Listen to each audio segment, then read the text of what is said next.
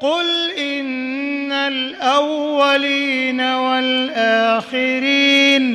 لمجموعون إلى ميقات يوم معلوم ثم إنكم أيها الضالون المكذبون لآكلون من شجر من زقوم فمالئون منها البطون فشاربون عليه من الحميم فشاربون شرب الهيم